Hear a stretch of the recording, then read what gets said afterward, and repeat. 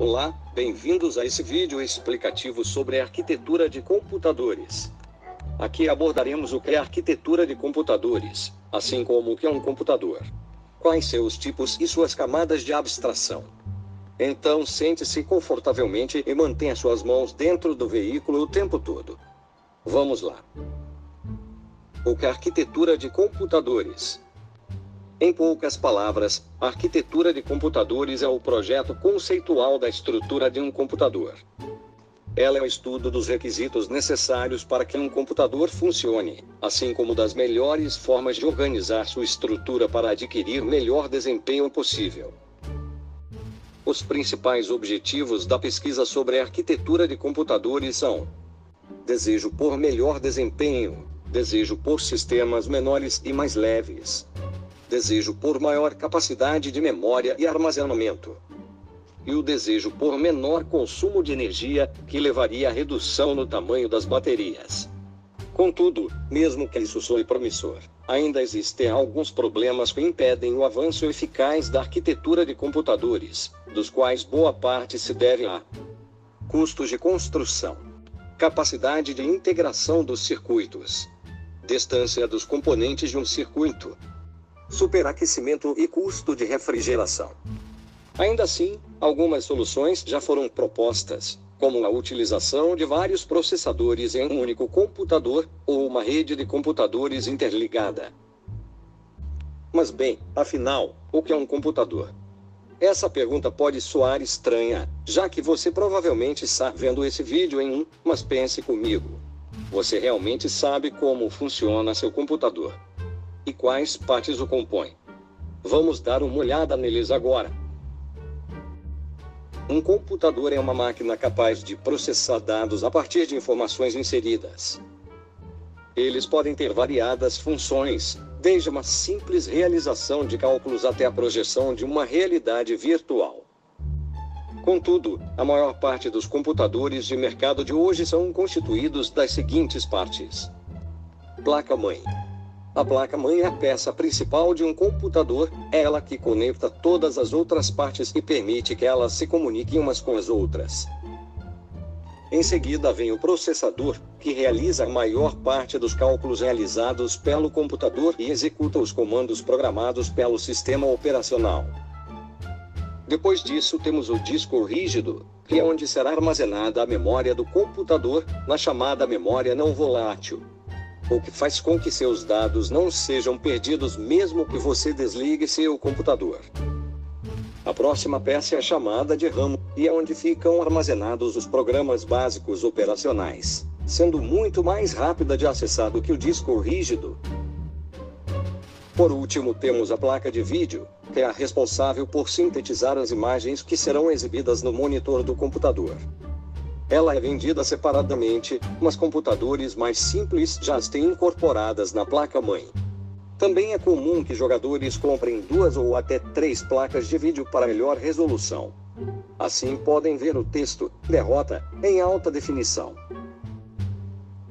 Esses são os componentes principais de um computador, mas também é necessário adquirir uma fonte de energia, ventilação, mouse, teclado e monitor.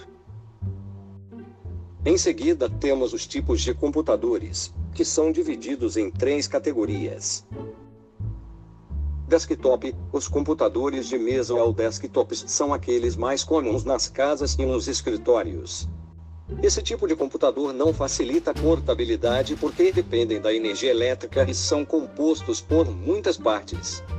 Mesmo que seu preço seja muito mais baixo do que de um notebook com as mesmas características. Além disso, você pode atualizá-los adicionando mais peças ou periféricos, como uma webcam, uma impressora, fones de ouvido, microfone, etc. Notebooks são computadores que você pode transportar com facilidade porque todas as suas partes estão integradas em uma só peça de tamanho e peso menor. Entretanto, você não pode fazer muitas mudanças nele como num desktop e o acesso aos seus componentes internos é muito difícil. Sistemas embarcados são os sistemas computacionais completos e independentes, mais simples que um desktop, encarregados de executar apenas uma função determinada na qual executam geralmente várias vezes. Depois disso, temos as várias camadas de abstração de um computador. Elas são basicamente as partes que não vemos trabalhar em, ou fazem parte do software da máquina. A primeira e mais básica camada são os transistores. Os transistores são componentes semicondutores usados para amplificar ou interromper cargas elétricas. Em outras palavras, eles trabalham com a parte mais simples da computação, apenas permitindo ou impedindo a passagem de uma corrente elétrica. Um computador comum tem cerca de 35 milhões de transistores. A segunda camada são as portas lógicas. São elas quem recebe as informações de dois ou mais transistores e as convertem em apenas um sinal, dinamizando o processo de processamento de um computador. A terceira camada são os registradores e as unidades lógicas aritméticas. Registradores são aqueles que armazenam a memória RAM do computador e são o meio mais rápido e caro de se acessar um dado. A unidade lógica e aritmética, por outro lado, tem como função realizar as operações aritméticas como a adição, subtração, divisão e multiplicação.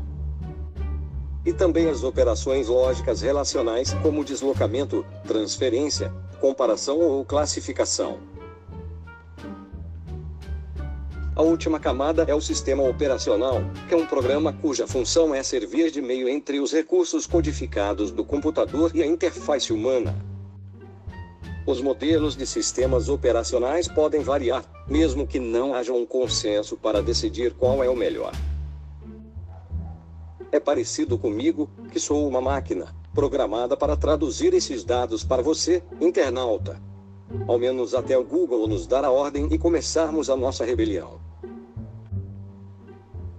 Concluindo, a arquitetura de computadores é tão importante para o ramo da informática quanto qualquer outro fator na questão de dinamizar o processo de computação, assim como o uso de energia e eficiência.